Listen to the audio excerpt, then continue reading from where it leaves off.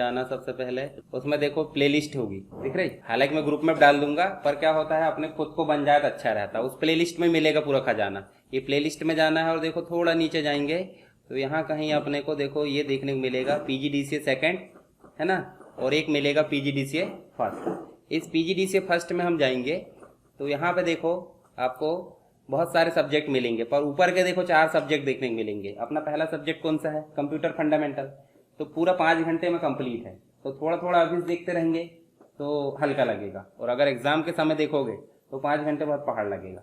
तो अभी देख लेंगे और उस समय देखेंगे और एक बार PDF पढ़ेंगे तो आपका काम हो गया समझो। एग्जाम के समय में लाइव क्लास भी लेता हूँ, उसकी टेंशन नहीं है, पर लाइव क्लास इसलिए होती है कि आप पहले पढ़ चुके होते हैं, उसका मैं रिवीजन कराता हूँ। जो सिर्फ लाइव क्लास देखेगा उसके तो ऊपर से जाएगा, तो इसलिए ये देख लेना। दूसरा भी देखो 5 घंटे का, और ये 2 कम कम के है, ये ऊपर वाले, मतलब ऊपर से लाइन से हमको 4 सब्जेक्ट देखना है।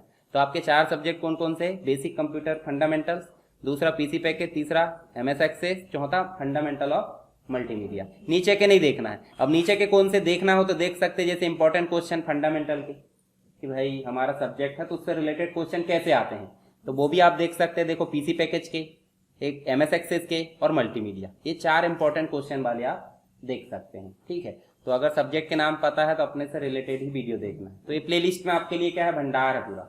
और आगे मैं और इंपॉर्टेंट क्वेश्चन डालूंगा तो इसी में मिलेंगे, नीचे भी आप देखोगे तो उसमें मिल जाते हैं। हालांकि ये आपको 4 और 4 8 वीडियो देखना है, ठीक। और उसके बाद मैं PDF डाल दूंगा, ठीक है, टेलीग्राम या फिर इसमें ही ग्रुप में डाल दूंगा व्हाट्सएप में, 4 PDF। तो उन 4 PDF को वीडियो देखने के बाद पढ़ना। पहले पढ़ोगे तो ऐसा रहता है किसी किसी का बैकग्राउंड रहता है तो समझ लेते हैं, पर किसी किसी का कंप्यूटर बैकग्राउंड नहीं है तो शब्द ही समझ में नहीं आता। तो पहले क्या कर लो? वीडियो देख लो, उसके बाद आप क्या करो? PDF पढ़ लो, तो PDF सरल लगेगी बहुत, ठीक है। चलो अभी अपन क्या पढ़ने वाले हैं बताओ जरा। फॉर्मूला फंक्शन हो रहे थे ना हमारे, तो फॉर्मूला फंक्शन में बताओ मुझे, जितने भी मैंने बताया पूरे बन गए क्या? कि कोई दिक्कत है? नहीं है दिक्कत कि है? हाँ बताओ, ओवरऑल में बता दो मुझे। जैसे शुरू से अपन ने देखे थे नॉर्मल बात है ना, ये वाले इनमें से मैंने जो जो बताया था है ना, नॉट तक, बाकी ये तो हमारे अभी काम के नहीं है, जब हम काम करेंगे पूरे उसमें। फिर उसके बाद मैंने बताया था टेक्स्ट वाले बन गए थे। फिर उसके बाद डेट वाले तो और सरल है, इसमें से क्या दिक्कत आई थी? डेट में जैसे नाव करे डायरेक्ट, ये देखो नाव लगा के, तो आपका क्या आ जाएगा? वर्तमान टाइम और डेट दोनों आ जाएगी, ठीक है। ये देखो ये वाला। उसके बाद टुडे करे तो आज की डेट, डे करे तो क्या हो जाएगा? कंप्लीट डेट में से दिन निकाल कर बताएगा, ठीक है। ये कंप्लीट डेट में से मंथ और ये कंप्लीट डेट में से ईयर। इन तीनों को अगर डेट फॉर्मेट में जोड़ना है तो उसके लिए होता है डेट फंक्शन, ठीक है। अच्छा बन गया था? ये नहीं बने? कौन से? ये टाइम नहीं बना था? चलो कौन सा नहीं बना टाइम बताओ मुझे। जैसे इक्वल नाउ करे सिंपल, तो आपका वर्तमान समय और आज की तारीख निकाल कर दे रहा है, ठीक है। आप चाहते हो कि ऐसा समय आए तो आपके लिए कुछ नहीं करना है, सेल सेलेक्ट है, डेटा टाइप आपको पढ़ाया मैंने। डेटा टाइप मतलब क्या चाहिए आपको? डेट चाहिए, टाइम चाहिए, टेक्स्ट चाहिए, तो आपको क्या चाहिए? टाइम। टाइम पे सेलेक्ट कर दो, वर्तमान टाइम आ जाएगा, कुछ नहीं है। उसके बाद इस टाइम में से हमको क्या निकालना है? आवर निकालना है, मिनट निकालना है, सेकंड निकालना है। तो आपको कुछ नहीं करना है, आवर निकालना, इक्वल करके क्या लगाओ? आवर। और टाइम वाला जो कॉलम है जिसमें कंप्लीट टाइम लिखा है, देखो G36 है ना, G36 में हमारा जो है कंप्लीट रूप से टाइम लिखा हुआ है। तो देखो उसमें से 15 का मतलब होता है रेलवे टाइम, यानी 3 बज रहा है, ठीक है। इसमें से अभी घंटे वाला कौन सा हो गया? 3। उसके बाद हम यहाँ आते हैं तो हमको निकालना है मिनट, ठीक है। मिनट के लिए वही G36 एंटर करे, देखो 3:05। फिर हमको निकालना है क्या? सेकंड। सेकंड के लिए वही G36, ये देखो, ठीक। अब इन तीनों को कंबाइन करना है, यानी कि एक कंप्लीट टाइम बनाना है। तो आपको क्या करना है? टाइम लिख दो, और टाइम को आप ऐसे देखो, आवर वाला पहले बोल रहा है, यानी कि 15 आएगा। 15 कहाँ लिखा बताओ मुझे? G37, फिर कॉमा लगाए तो G38, फिर G39। तीनों को हमने सेलेक्ट कर लिए, एंटर करना, देखो कंप्लीट टाइम फिर से निकल कर आ गया, ठीक। क्या दिक्कत? और नीचे बताओ इनमें ABS मतलब एक्सट्रैक्ट वैल्यू निकालेगा, माइनस को प्लस करेगा, प्लस को प्लस ही रहने देगा। इवन मतलब होगा 15 लिखे 13 लिखे तो वो सम संख्या निकाल, सम संख्या समझते हैं ना, 2 4 6 8 10। और ऑड लिखे तो यहाँ पे सम को विषम में कन्वर्ट करेगा, ठीक है। मोड में मैंने बताया था, जो जिस संख्या से मतलब ये संख्या होगी पूरी और ये संख्या को भाग देना इसमें, ठीक है, तो 4 का भाग मतलब 7 में तो जा नहीं सकता, 8 रहता तो चला जाता। तो बताओ मुझे, भाग देंगे तो कितना आएगा, 1, बचेगा कितना, 3 है ना। तो यहाँ रुको, कुछ गायब है क्या, हाँ गायब है यहाँ, ये देखो यहाँ से पहले अनहाइड कर लो, ठीक है। यहाँ देखो ध्यान से, जैसे 25 है, 25 में से अगर हम जो है 7 को क्या करते हैं, भाग देते हैं, तो कितने बार जाएगा, 3 बार, बचा कितना, 4। तो शेषफल निकालकर कौन बताता है, मोड, और ई जिसमें लगा है वो रिपीटेड वैल्यू निकालता है। देखो यहाँ तक देखो, मुझे बताओ कौन सी संख्या रिपीट हो रही है, 24। मान लो आप 24 को हटा देते हो, 24 को मैं कर देता हूँ 25, तो देखो वहां ऑटोमेटिक 25 आ गया, क्योंकि अब 24 की जगह हम कौन रिपीट हुआ है, 25। समझ गए। तो सबसे ज्यादा बार, ये मत बोलना 2 बार, मान लो आपके पास 50 संख्या है, 50 में से कोई 5 बार रिपीट हुई, कोई 6 बार हुई है, कोई 10 बार हुई है, तो 10 बार वाली रिपीट करके, मतलब जो बताया गया 10 बार वाली सबसे ज्यादा हुई है। फिर पावर मैंने बताया था 10 की पावर 2, इसका मतलब क्या होगा, 10 इंटू 10, ठीक है। और अच्छा, इसको 3 करके देखो जरा, 10 की पावर 3 मतलब क्यूब लग गया, ठीक है। ऐसे आप बढ़ सकते, तो ये उसको मल्टीप्लाई करता उतने टाइम। फिर उसके बाद प्रोडक्ट का मतलब होता है जितनी भी संख्या है उनको गुणा करके लाएगा, ठीक है। तो सिंपल लगाना प्रोडक्ट, और अंदर उन सेल का एड्रेस लिखना जिनका आप आपस में मल्टीप्लाई करना चाहते हो। तो हमको कितने में करना, 1 2 3, तो तीनों को कॉमा लगा लगा लिख दिए, तीनों का आपस में उन्होंने गुणा कर दिया। फिर ये राउंड फिगर में नहीं बोलते भाई, ठीक है, अपन बोलते हैं 24.2565, तो अपन राउंड फिगर में बोल देंगे 2 6 लिख दो सीधे। क्यों, क्योंकि देखो आगे वाली संख्या अगर 5 से बड़ी है तो 1 उठकर इधर आ जाता है, तो आ गया उठकर, देखो। तो हमको कितने लेना था, 2 रख दिए हमने, डेसिमल के 2 ही अंक आते हैं कि नहीं। फिर 121 का वर्गमूल कितना होगा, यानी कि स्क्वायर रूट, अगर हम इसको कर देते हैं 64, तो ये वर्गमूल निकालने का काम कौन करता है। और रैंक था, रैंक का कुछ नहीं करना है, अगर मान लो मैं इसको हटा देता हूं, चलो यहाँ पे हटा दो, या नीचे वाले में करते, इक्वल लगा और सीधे लिखना है रैंक। रैंक आपको किसकी निकालना है, इसकी निकालना है। तो इस सेल का एड्रेस बताओ मुझे, D51 की रैंक तो यहाँ आएगी, पर इसकी तुलना बताओ मुझे इन सबसे होगी कि नहीं होगी। रैंक का मतलब होता है क्या है कि 10 बच्चे 10 की तुलना होनी चाहिए तभी रैंक आएगा। तो बताओ यहाँ D51 है, से लेकर कहां तक है बताओ, I51 है, तो आप लिख दो D51, से का मतलब आपको पता है I51, हो गया। देखो कंप्लीट सेलेक्ट हुआ कि नहीं। उसके बाद एक और चीज होती है कि आपको असेंडिंग 1 2 3 में निकालना है या पीछे से इसकी रैंक निकालना है। मान लो आपको 95 को टॉप रैंक नहीं देखा है, क्या देना है भाई, बड़ी संख्या कभी कभी बाद में आ जाती है, जैसे पहले नंबर वाला अच्छा कहलाता है, जबकि अपन बोलेंगे 10 नंबर वाला अच्छा है। तो हम क्या बोलना चाह रहे हैं, 95 वाले को पीछे करना चाहते हैं कि आगे करना चाहते हैं, आगे करना चाहते हैं 0, और अगर आप पीछे करना चाहते हैं घटते क्रम में तो 1। तो अभी हम क्या करना चाहते हैं, जो सबसे बड़ी है वो 1 आए, है ना, पता चल रहा है। 98% वाले को 0 बोल दिए, मतलब पीछे फिसड्डी बना दिए, तो ऐसा नहीं करेंगे, हम हमेशा क्या रखेंगे 0, ठीक है। जैसे हमने करे तो 95 का रैंक कितना आ गया, 2, मतलब कोई ना कोई 1 होगा। अब इसको अपन पकड़कर खींच सकते हैं इसको, पर दिक्कत हो गई। देखो दिक्कत कैसी हो गई, यहां देखो ये रैंक, देखो इस सेल को इनने सेलेक्ट नहीं किया, ठीक है, यहां गए तो इनने इन दोनों को छोड़ दिया। अब एक बात बताओ, इन तीनों की आपस में रैंक निकल गई, ये दो कहां गए, तो गलत है नहीं, तो गलत है, तो हमको वैसा नहीं करना, इनको हटा दो, ऐसे नहीं खींचेंगे। कैसे खींचेंगे, इन दोनों को, ये जो कंप्लीट है ये लॉक रहना चाहिए, लॉक का मतलब बदले ना। तो हम यहां लाकर क्या करेंगे, यहां लाकर कीबोर्ड में F4 फंक्शन की होती है, ठीक है, सिर्फ F4 लिखा होगा, यानी कि नहीं F के साथ 4 मत दबाना, क्या करना है F4 दबाया, देखो लॉक हो गया, डॉलर का निशान आ गया, मतलब क्या है वो लॉक। यहां पे आया तो फिर से हमको F4 दबाना। अब हम कहीं भी खींच दे, ये दोनों सेल जो है वो लॉक रहेंगे, बस बदलेगा क्या, जिनके पास डॉलर नहीं है, ये तो 0 है, 0 रहेगा, ठीक है। चलो खींच दें।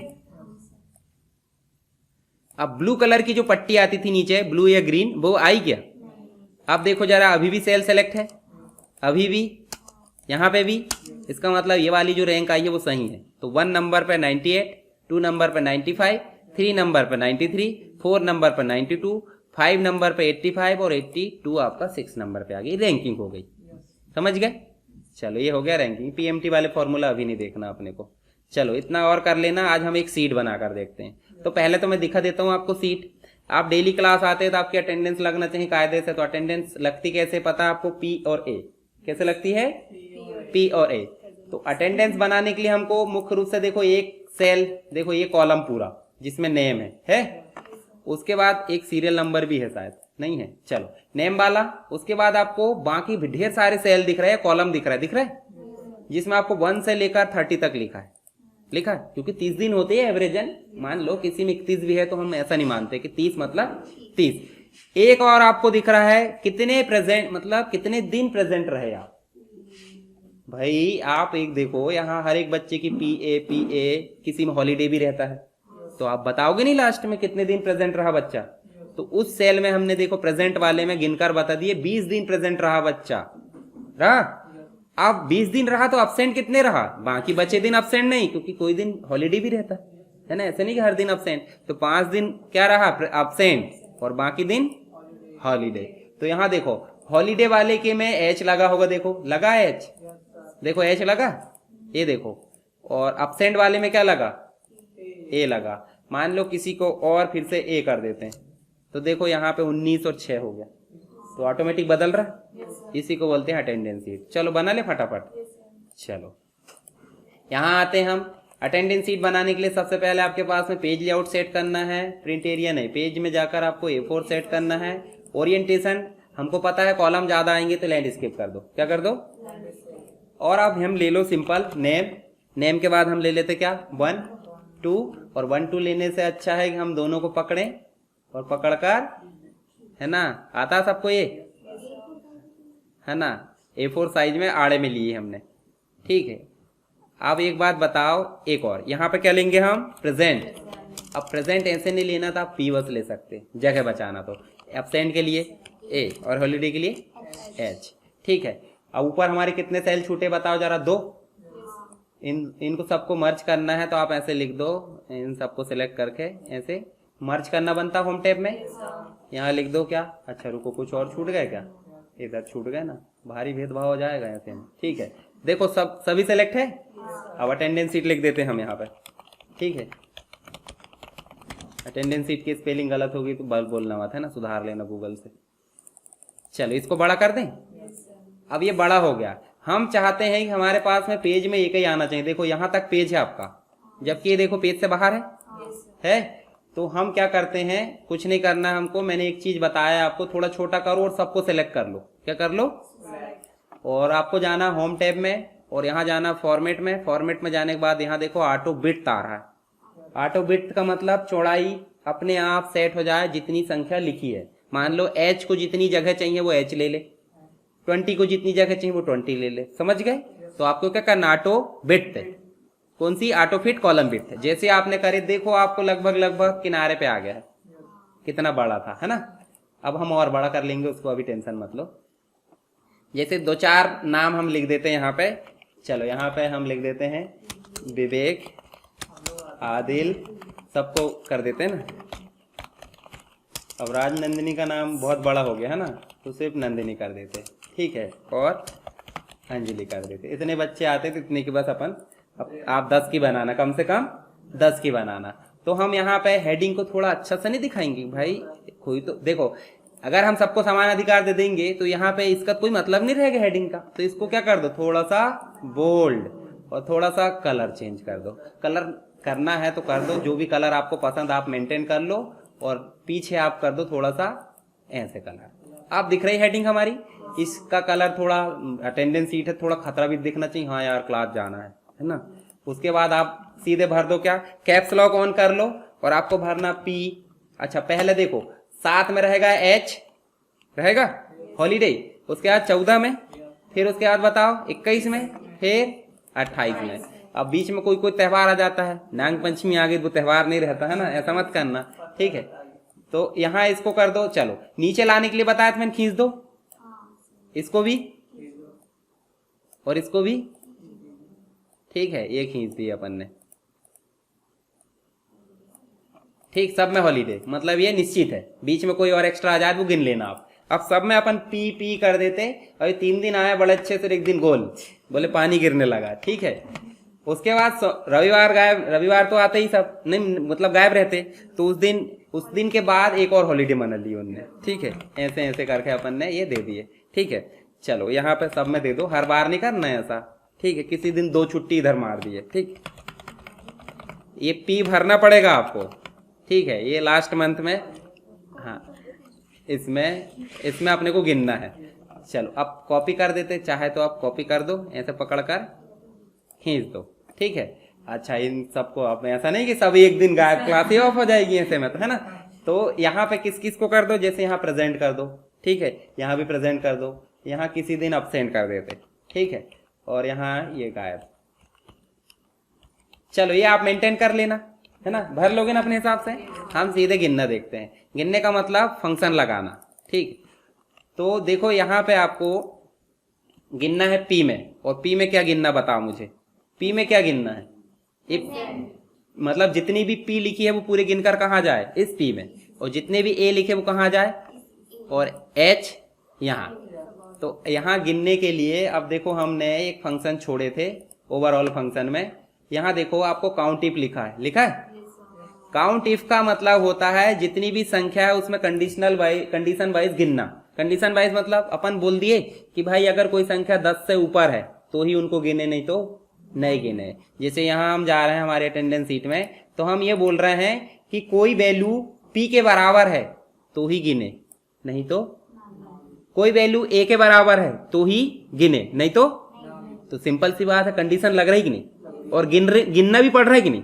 तो देखो इफ भी लग रहा है और एक काउंट भी लग रहा है, तो दोनों को जोड़कर जो फंक्शन बनता है उसे बोलते हैं काउंट इफ। क्या बोलते हैं, काउंट इफ। तो सीधे हम लगाते हैं क्या यहाँ पे पी में, काउंट इफ।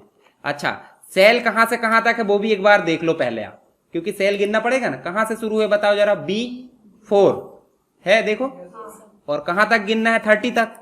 तो 30 में कहां है बताओ, AE। तो हम जब यहाँ पे फंक्शन लगाएंगे कहां पे, इसमें, याद है ना सबको सेल एड्रेस।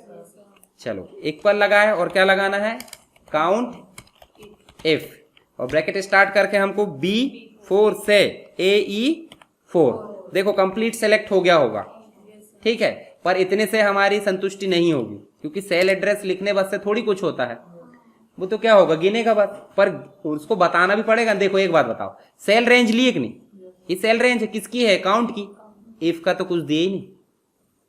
पहले बोले थे कि भाई शर्त के आधार पर काम करना पड़ेगा, और शर्त बताए कि नहीं। तो कॉमा लगा कर आपको क्या बताना पड़ेगा, शर्त में बताना पड़ेगा किसके बराबर होना चाहिए। परंतु पी को ऐसे नहीं लिख सकते आप, पी को आपको डबल कोट के अंदर लिखना पड़ेगा। कैसे, एंटर। कितने बार प्रेजेंट हुआ, अच्छा। हम जब अब्सेंट गिनेंगे तो क्या चेंज होगा बताओ, पी की जगह ए। कुछ नहीं करना है, तो आपको इक्वल लगाना है और काउंट इफ भी लगाना है, और ब्रैकेट स्टार्ट भी करना है, और B4 भी लिखना है, AE4 भी लिखना है। कॉमा लगा कर आपको डबल कोट के अंदर क्या लिख देना, ए। बस कुछ नहीं। देखो 5। अब हॉलीडे बचा, तो हॉलीडे में क्या चेंज होगा बताओ, H होगा, है ना। फिर क्या जाएगा, B4, फिर उसके बाद AE4, मतलब कॉमा लगा के हम देंगे क्या, H। टोटल मिलाओ जरा कितने दिन हो गए, 22 और 8 30 हो गए। तो टोटल आप लगा भी सकते, जैसे यहाँ सम लगाना, तो सम तो पता है आपको, सेल लिखना वो लगा लेना आप अपनी मर्जी से, समझ गई ये। अब इसमें हर एक में वही लगाना पड़ेगा, इसमें भी हर एक में वही, है ना। तो हम ऐसा काम नहीं कर सकते सबको सेलेक्ट करके खींच देते। खींचेंगे तो 22 रिपीट होना चाहिए। क्या रिपीट होगा बताओ, 22 रिपीट होगा सब में, नहीं। अंदर जो भी है वो फॉर्मूला रिपीट होगा। क्या रिपीट होगा, देखो अंदर हमने क्या लगाया है, ये, तो यही रिपीट होगा, संख्या रिपीट नहीं होगी। इसका मतलब इसका ठेका इसके साथ है। जैसे मान लो ए भरे अपन ने यहाँ, तो इसकी जगह चेंज होगी। देखो मान लो इसका अपन ने चेंज करे, तो देखो ये मतलब क्या रिपीट हुआ है, देखो ऊपर फॉर्मूला बार में देखो फंक्शन रिपीट हुआ है। यानी कि जब कोई सिंगल वैल्यू है, मान लो यहाँ वैल्यू है, यहाँ देखो क्या है, ये फॉर्मूला बार में क्या है, वैल्यू है कि फिर फंक्शन है, ये क्या है, वैल्यू। तो वैल्यू रिपीट होगी। पर यहां पे बताओ मुझे यहाँ क्या है, तो बैकग्राउंड में फंक्शन है ना। सिंपल सी बात है कि भाई, और मान लो किसी का नाम कल्लू है, तो ओरिजिनल में कल्लू होगा नहीं, क्या है, अच्छा नाम होगा कोई, तो हम कल्लू मारेंगे तो बैकग्राउंड में जो है वही रिपीट होगा। पर किसी का ओरिजिनली नाम कल्लू है तो किसको पड़ेगी? कल्लू को, बाहर से भी और अंदर से भी। समझ गए? तो इसका ओरिजिनल नाम क्या है? एच अंदर से भी एच बाहर से भी। पर ये 21 का ओरिजिनल नाम 21 नहीं है, ये क्या है? ये फंक्शन है, तो फंक्शन रिपीट होगा। समझ गए? चलो, ऑटोफिल हमारे 3 तरीके से काम करते हैं। वही, एक तो संख्या गिनकर आ जाते हैं, एक डुप्लीकेट हो जा रही है और एक फंक्शन हो जा रहा है। ठीक है, तो ये हो गई हमारी अटेंडेंस शीट। अब आपको लगता होगा कि ये बाहर क्यों जा रहा है, कोई दिक्कत नहीं, आ जाएगा अंदर। ये देखो, फाइल में जाओ, प्रिंट में जाओ, आपको प्रिंट ये बाहर दिख रहा ना, देखो यहाँ कॉर्नर में आपको 100 मार्जिन दिखती होगी, इस पे जाओ, आपको देखो पॉइंटर दिख गए ढेर सारे। देखो ये जो बाउंड्री दिख रही है वाली, इस बाउंड्री को पकड़ कर थोड़ा सा घसीट दो और आप उसको वापस करोगे तो देखो बाउंड्री बाहर चली गई। ये देखो, ये दिख क्यों रहा हैज? इसलिए आ जाता है जब संख्या पूरी नहीं दिखती है ना। तो आप चाहे तो उसको ऐसे इस बीच में बॉर्डर पकड़ कर ऐसे क्लिक कर दिया करो। जैसे मान लो किसी गठिया बना दी जाए तो हम ये थोड़ी पहचान पाएंगे गठिया इंसान है, ये पता चलेगा पर कौन है नहीं। पर उसको सीधा खड़ा कर दिया जाए तो ऐसे ही यहाँ पे अगर संख्या दिखती नहीं है तो वो हैज बदल देता है, यानी कि आप पहचान नहीं सकते, संख्या तो है पर कौन सी ये नहीं पता चलता। तो उसके लिए क्या करना, गठिया थोड़ा खोलना है। समझ गए? चलो, ये आपको प्रैक्टिस करना है अटेंडेंस शीट की। उसके बाद आपको मैं थोड़ा सा टास्क देता हूँ। अटेंडेंस शीट तो आपसे बन जाएगी ऐसा मैंने मान लिया, ठीक है। आपको बनाना फीस रिकॉर्ड। ये देखो, सीट बनाना तो कोई दिक्कत नहीं, सजाना कोई मैटर नहीं करता। साइज लेना A4 और बाकायदा जितना भी मैंने बताया इसको मैं स्क्रीनशॉट डाल दूंगा, इसको आपको बनाना है। बस फंक्शन लगाना आपको, पेड कितना है, बैलेंस कितना है। तो पेड में क्या है रहेगा बताओ जरा, इन सब का टोटल काय से आता है, टोटल सम से, इतने सब की संख्या सम। और यहाँ तो एक निश्चित संख्या माइनस करे होंगे ना, जैसे मान लो आपकी टोटल फीस 12,000 है तो आपने माइनस कर दी 12 से। किसको माइनस करे 12 से? पेड को। पेड में जो भी रहेगा, जैसे मान लो 12 में से 8 दे दी, बचेगा कितना? 4, तो 4 यहाँ आना चाहिए। जैसे मान लो इस बच्चे ने यहाँ 0 दे दिया तो देखो 14, टोटल फीस 15 है। तो ये वाला सेल को हटाना है किससे? टोटल फीस से, मतलब यहाँ पे जब यहाँ बैलेंस आएगा। समझ गए? चलो, पहले तो अटेंडेंस शीट बनाओ। पहले ओवरऑल पूरे फंक्शन बनना चाहिए, दूसरी बात आपको अटेंडेंस शीट बनाना है, तीसरा आपको ये टास्क बनाना है। कौन सा? स्कोर कार्ड, मतलब ये फीस रिकॉर्ड। फीस रिकॉर्ड के बाद बहुत सारी और है, देखो जरा यहाँ 10-15 सीट है, ठीक है। तो ये सीट आपको बना लोगे तो आप एक्सेल में मास्टरी हो जाएगी आपकी। ठीक, चलो लग जाओ जरा काम पे।